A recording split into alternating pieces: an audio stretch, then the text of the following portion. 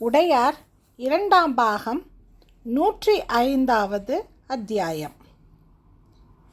தென்னந்தோப்புக்கு நடுவே மிகப்பெரிய கூரை கொட்டகை போடப்பட்டிருந்தது. நிழல் முழுவதும் பரவிவிட்டாலும் இன்னும் அழுத்தமாய் ஓலையை முடைந்து கொண்டிருந்தார்கள். பச்சையாகவே போட்டு பின்னி கொண்டிருந்தார்கள். உள்ளுக்குள் நீர் வராதிருக்க வைக்கோல் பிரிகளை போட்டு இழுத்து கட்டி கொண்டிருந்தார்கள். வேலை ஒன்றுமில்லையே, இந்த வேலையை செய்கின்றேனே என்று சில இளைஞர்கள் வேகமாக கூரை வேய்ந்து கொண்டிருந்தார்கள். அந்த வீரர்கள் அனைவரும் கங்க தேசத்தை சேர்ந்தவர்கள், நல்ல சைவர்கள், சிவனை தவிர வேறு எவரையும் நமஸ்கரிக்காதவர்கள். சிவனுக்கு என்று சொன்னால் எந்த வேலையையும் செய்பவர்கள். அவர்களுக்கு மொழியை விட தேசத்தை விட சிவன் முக்கியம்.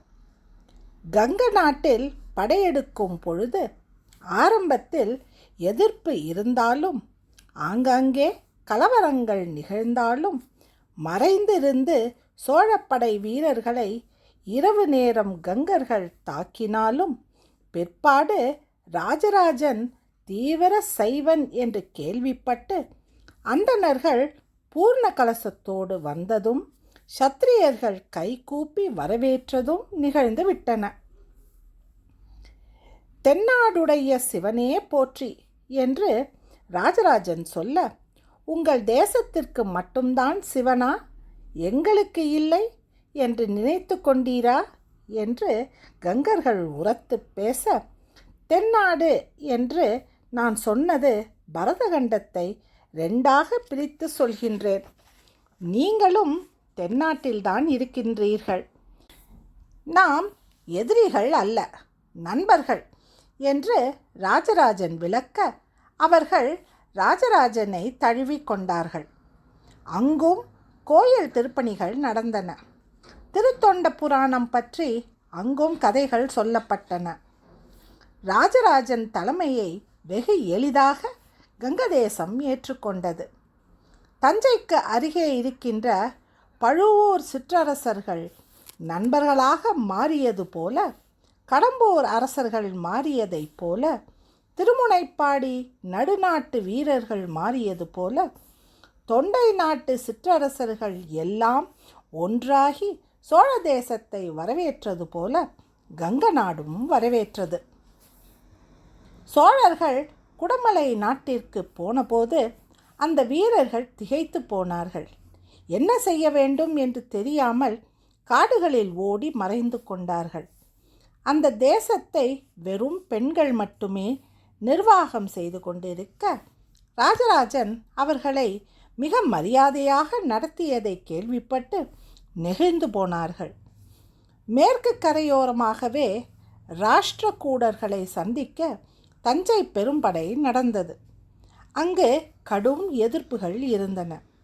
ராஜராஜன் தன் முழு வலிமையையும் காட்ட ராஷ்டிரகூடர்கள் அடிபணிந்தார்கள். இன்னும் சோழர்களுக்கு அங்கே எதிர்ப்பு இருக்கிறது. ஆனால் திறமையான நிர்வாகமும் வலிமையான படையையும் கண்டு அடங்கியிருக்கிறார்கள். மேலை சாளுக்கியத்தில் சற்று எதிர்ப்பு இருந்தாலும், கிழக்கு பக்கமுள்ள கீழை சாளுக்கியத்தில் இருந்து நல்ல நட்புகள் வந்துவிட்டன. உறவுகள் ஏற்பட்டு விட்டன. மனமுவந்து அவர்கள் ராஜராஜனை ஸ்ரீகரித்து கொண்டார்கள். சேரர்கள் அமைதியாகி விட்டார்கள். இலங்கை நடுங்கிக் கொண்டு இருக்கிறது. ஆனால் ராஜராஜனுக்கு உண்மையான எதிரிகள் பாண்டியர்கள்.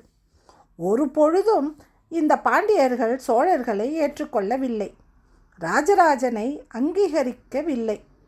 அவர்களுக்கு ராஜராஜனின் தமையனான ஆதித்ய கரிகாலன் அவர்களது அரசனான வீரபாண்டியனை தலையை வெட்டி எறிந்தது இன்னும் ஞாபகத்தில் இருக்கிறது. தோற்று போய் காட்டுக்குள் ஒளிந்து உடல் நலம் இல்லாமல் படுத்து கொண்டிருப்பவனை எழுப்பி தள்ளாடி எழுந்தவன் மீது பாய்ந்து ஒரே வீச்சில் அவன் சிரத்தை அறுத்து எரிந்துவிட்டு ஆதித்ய கரிகாலன் கொக்கரித்ததாகவும் பாண்டியன் தலையை மட்டும் கொத்தாக எடுத்துக்கொண்டு தஞ்சைக்கு போனதாகவும் அங்கு ஈட்டியில் சொருகி வைக்கப்பட்டதாகவும் ஆபத்துதவிகள் மூலம் பாண்டிய மக்களுக்கு தெரிய பல வாரங்கள் அழுது புலம்பினார்கள். பழிக்கு பழி தீர்ப்பேன், சோழர் குலத்தை அழிப்பேன் என்று சபதம் செய்திருக்கிறார்கள்.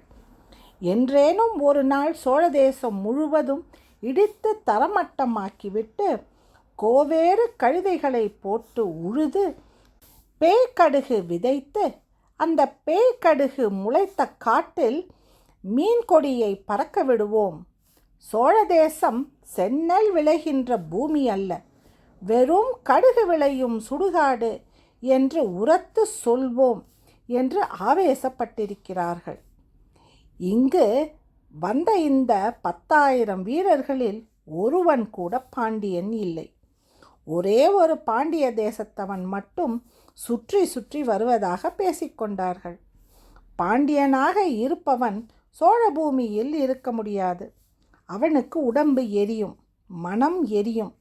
என்னை அழித்த உனக்கு வந்த வாழ்வை பார் என்று சோழ தேசத்தின் ஒவ்வொரு வளர்ச்சியையும் அவனுக்கு வேதனை தரக்கூடியதாக இருக்கும். அந்த வளர்ச்சியை நாசம் செய்ய வேண்டும் என்ற எண்ணம்தான் எழும். பாண்டியர்களை தவிர பரதகண்டத்தின் தென்பகுதி முழுவதும் சோழ தேசத்திற்கு கட்டுப்பட்டு அதன் அன்புக்கு வசப்பட்டிருக்கிறது. பாண்டிய தேசத்தையும் வசப்படுத்த வேண்டும். ஆனால் நாய்வாலை நிமிர்த்த முடியுமோ? கரூர் தேவர் கவலைப்பட்டார். கூரை கொட்டகைக்குள் நுழைந்தார். பம்பம் மகாதேவ், ஒரு ராஷ்டிரகூட வீரன் உரக்க கத்தினான். வட இந்திய பைராக்கிகள் அப்படி கத்துவதுதான் வழக்கம். அவருடைய நீண்ட தாடியையும் சடையையும் பார்த்துவிட்டு பைராகி என்று அவரை நினைத்து கொண்டிருக்கின்றான். அவனை பார்த்து கரூர் தேவர் மெல்ல சிரித்தார். அவன் முகத்தை மனதில் குறித்து கொண்டார். கங்க வீரர்கள் எழுந்து நின்றார்கள்.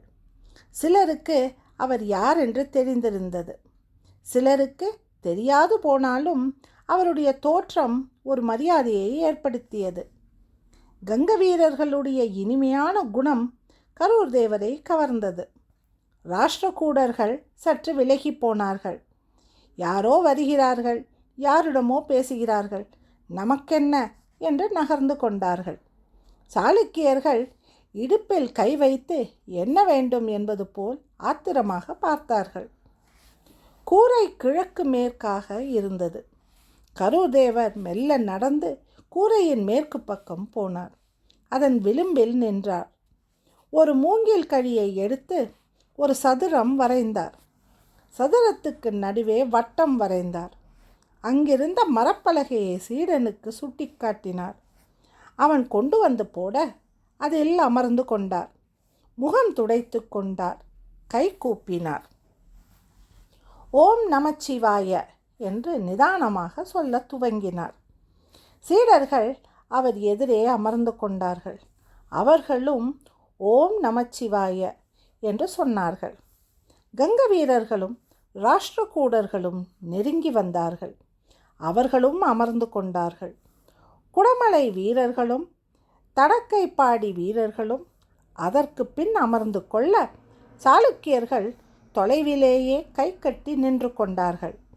கிட்டத்தட்ட 5000 பேர் கொண்ட கூட்டம் அமைதியாக உட்கார்ந்து ஓம் நமச்சிவாய மந்திரத்தை கரூர் தேவர் சொல்ல பதிலுக்கு வாங்கி எதிரொலித்தது. வெகு சீக்கிரத்தில் அந்த கூரைக்கு கீழுள்ள சூழ்நிலை வேறு விதமாக மாறிப்போயிற்று. அரை நாழிகை இடைவிடாது நமச்சிவாய மந்திரத்தை சொல்லிவிட்டு மெல்ல கரூர் தேவர் கண்களை திறந்தார். எழுந்து நின்றார். வீரர்கள் அவரையே பார்த்து கொண்டிருந்தார்கள். உங்களுக்கென்று ஒரு வீடு கட்டி கொண்டு விட்டீர்கள். வீடு என்றால் அங்கு கடவுள் இருக்க வேண்டும் அல்லவா? கடவுளுக்கென்று ஒரு இடம் இருக்க வேண்டும் அல்லவா? நமச்சிவாய மந்திரம் சொன்ன இந்த இடத்தில் ஒரு சிவலிங்கம் ஸ்தாபனம் செய்யப்படும். நீங்கள் தினசரி பூஜை செய்து வரலாம் என்று சொன்னார். வீரர்கள் கைகூப்பினார்கள், கால் தொட்டு வணங்கினார்கள். எல்லோருக்கும் திருநீறு தரப்பட்டது. ஐயா, அடிக்கடி வந்து போவீர்களா என்று ஒரு வீரன் கேட்டான். ஆஹா, வரலாம்.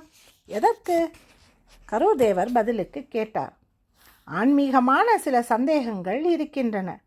நீங்கள் உடையார் ஸ்ரீ ராஜராஜ தேவரின் குரு என்று கேள்விப்பட்டோம். உங்களிடம் தெரிந்து கொள்ளலாமே என்பதற்காக உங்களை வர சொல்கின்றோம். இப்போதே கேட்கலாமே. அந்த வீரன் அவருடைய பதிலை எதிர்பார்க்கவில்லை. இல்லை ஐயா, பிற்பாடு ஒரு சமயம், அதிகம் கூட்டம் இல்லாத போது. ஏன், கூட்டத்திற்கு நடுவே கேட்க முடியாத கேள்வியா? ஏதேனும் கணவன் மனைவி உறவு பற்றி கேட்கப் போகிறீர்களா? கூட்டம் வாய்விட்டு சிரித்தது. அந்த வீரன் வெட்கமடைந்தான்.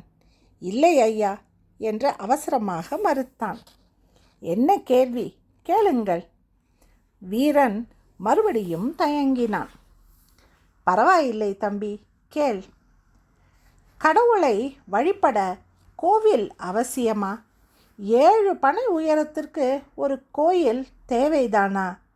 கோவில் என்ற ஒரு விஷயம் இல்லாமலேயே வேதங்கள் கடவுளை வழிபடுகின்றன. வேத கால வழிபாட்டை ஒதுக்கிவிட்டு வேறு ஒரு வழிபாட்டை நாம் ஆரம்பித்திருக்கின்றோம். இது சரிதானா? வேதத்திற்கு எதிராக இந்த செய்கை இல்லையா என்பதே என் கேள்வி. உன் பெயர் என்ன தம்பி? சங்கசூடன். எந்த தேசம்? கங்க தேசம். கங்க தேசத்தில் என்ன செய்து கொண்டிருந்தாய்? நான் நெசவு செய்பவன். சேனியர் குலத்தை சேர்ந்தவன். குறிப்பாய் புடவைகளுக்கு சரிகை கரை சேர்ப்பவன். அடே அப்பா, வாட்டச்சாட்டமாக இருக்கின்றாயே. ஆமாம், வணிகர்களான நாங்கள் போர் பயிற்சியும் பெற்றிருக்கின்றோம். நல்லது, மிக நல்ல கேள்வி. நாளை வரும்போது இதற்கு விரிவான பதில் சொல்கின்றேன். இந்த பதில் தனக்கு தேவை என்று நினைப்பவர்கள் மட்டும் அப்போது இருப்பார்கள் அல்லவா? எல்லோருக்கும் இந்த கேள்வியும் இந்த பதிலும் தேவையில்லையே, சரிதானா என்று கரூர்தேவர் கேட்க பல பேர் ஆம் என்று தலையசைத்தார்கள். நல்லபடி உணவு கிடைக்கின்றதா? கிடைக்கிறது. இன்னும் என்ன விதமான வசதிகள் வேண்டும் என்று கேளுங்கள். தரை ஈரமாக இருக்கிறது. களிமண் பூசி மொழிகினாலும் பக்கவாட்டிலிருந்து சாரல் அடித்து தரையை ஈரமாக்கி விடுவதால் வேறு ஏதேனும் வழி இருக்குமா என்று பார்க்க வேண்டும். இது ஒன்றும் பெரிய பிரச்சனை இல்லை. கருங்கல் பாறைகள் அதிகம் வரப்போகின்றன. பாறைகள் செதுக்கப்பட போகின்றன. அந்த இடங்களில் மெல்லிய கல் பலகைகள் பரப்பிவிட்டு விடலாம். ஐயா, பாறைகள் கூட சூடானது. இங்கு ஏதேனும் செங்கல் சூளை இருக்கிறதா? கங்க தேசத்தில் மலைகள் அதிகம். தரை மண்ணாக இருந்தால் தாங்காது. எனவே தட்டை செங்கல் செய்து அதை தரையில் பரப்பி அதன் மீது சுண்ணாம்பு பூசி கொடுத்து விடுவோம். தரை கெட்டியாக இருக்கும். ஆமாம், நானும் கேள்விப்பட்டிருக்கிறேன். மேலே செங்கல் பரவிவிடலாம். அதில் ஒன்றும் சிரமம் இல்லை. இப்பொழுதே நான் செங்கலுக்கு சொல்லிவிடுகின்றேன். ஐயா, நீங்கள் அனுமதி கொடுத்தால் அப்படிப்பட்ட செங்கல் பற்றி நாங்கள் சொல்கின்றோம். வேறு ஒரு வீரன் முன் வந்தான். உனக்கு அதுதான் தொழிலோ? ஆமாம், சூளை போடுவதுதான் எங்கள் வேலை. சுவருக்கு உண்டான செங்கல் வேறு, தரைக்கு உண்டான செங்கல் வேறு, கூரைக்கு உண்டான செங்கல் வேறு. அதை தவிர ஓடுகளும் பானைகளும் செய்வது எங்கள் வழக்கம். அதற்குண்டான செங்கலை நான் வடிவமைத்து கொடுக்கின்றேன். அச்சு தயாரிக்க மரத்தச்சர்களின் உதவி வேண்டும் என்று அந்த போர் வீரன் சொல்ல கரூர்தேவர் அவனை தன்னோடு வர சொன்னார். மற்ற வீரர்களிடம் குசலம் கேட்டார். சாளுக்கிய வீரர்கள் மட்டும் தள்ளியே இருந்தார்கள். அவர்களை பார்த்து புன்னகை செய்தார். சாளுக்கியர்களா? முகம் பார்த்தாலே தெரிகிறது. நலமா என்று விசாரிக்க அவர்கள் நிதானமாக தலையசைத்தார்கள். அவர்களிடம் கோபம் இல்லை, ஆனால் நெருங்கி பழகுவதற்கு ஒரு தயக்கம் இருந்தது. கரூர் தேவர் கூரையை விட்டு வெளியே வந்தார். ஒரு 10 பேர் என்னோடு வாருங்கள் என்று சொன்னார். அவர்களை அழைத்து கொண்டு மறுபடியும் ராஜராஜ பெருந்தச்சரின் மாளிகைக்கு போனார். பெருந்தச்சர் வேறெங்கோ போயிருந்ததால் 2ஆம் கட்ட கதவு சாத்தியிருந்தது. பெருந்தச்சரின் இளைய சிற்பிகளை கதவு திறக்க சொன்னார். அவர்கள் தயங்க மெல்லிய அதட்டலில் அவர்களை விலக சொன்னார். தானே கதவு திறந்தார். உள்ளே புகுந்தார். 10 வீரர்களையும் அருகே அழைத்தார். பட்டு துணியை விளக்கி தஞ்சை பிரகதீஸ்வரர் கோயிலின் மாதிரியை காட்டினார். அந்த கங்க வீரர்களும் தடகைப்பாடி வீரர்களும் குடமலை வீரர்களும் ராஷ்டிரகூட வீரர்களும் திகைத்து போனார்கள். இதே போல எனக்கு ஒரு கனவு வந்தது, இதே போல கனவு வந்தது, ஒரு வீரன் கூறினான். மற்றவர்கள் மாதிரியை சுற்றி சுற்றி வந்தார்கள். உட்கார்ந்து பார்த்தார்கள், நின்று பார்த்தார்கள், கன்னத்தில் கை வைத்து வியந்து பார்த்தார்கள், கை கூப்பினார்கள், தலைக்கு மேல் கரம் உயர்த்தினார்கள். மெல்ல கண்கள் பணிக்க தொட்டு கண்களில் ஒற்றிக்கொண்டார்கள். கரூர் தேவர் மறுபடியும் அழைக்க வெளியே வந்தார்கள். உங்களை சார்ந்த வீரர்களிடம் எவ்வளவு பெரிய வேலையில் ஈடுபட்டிருக்கின்றோம் என்று தயவு செய்து சொல்லுங்கள். இது சாதாரண வேலை இல்லை என்று சாளுக்கிய வீரர்களிடம் விவரியுங்கள். உங்களுக்குள் ஒற்றுமை இல்லாமல் போய்விடக்கூடாது. உறுதியான, அமைதியான, தெளிவான ஒரு ஒற்றுமை உங்களிடம் இருந்தால்தான் இந்த சிவாலயம் எழுப்பப்பட முடியும். நீங்கள் இதற்கு உதவி செய்ய வேண்டுமென்று ஒரு சைவன் என்கின்ற முறையில் உங்களை கரம் கூப்பி கேட்டுக்கொள்கின்றேன் என்று கரூர் தேவர் சொல்ல, அந்த வீரர்கள் காலில் விழுந்து வணங்கினார்கள். நிச்சயம் உதவி செய்வோம் என்று சொன்னார்கள். அவரிடமிருந்து விடை பெற்று தங்களுடைய கூரை நோக்கி வேகமாக போனார்கள். மற்றவர்களிடம் பரிமாறிக்கொள்கின்ற ஆவேசம் அந்த நடையில் இருந்தது. கரூர் தேவர் தேவரடியார்கள் இல்லம் நோக்கி திரும்பினார். ஒரு இளைய சிற்பி அரண்மனை வாசலில் உபசேனாதிபதிகளோடு பேசிக்கொண்டிருந்த ராஜராஜ பெருந்தச்சரிடம் கோயில் மாதிரி வடிவம் அடிமை வீரர்களுக்கு கரூர் தேவரால் காட்டப்பட்டதை விவரித்து சொன்னார். ராஜராஜ பெருந்தச்சர் கோபமானார்.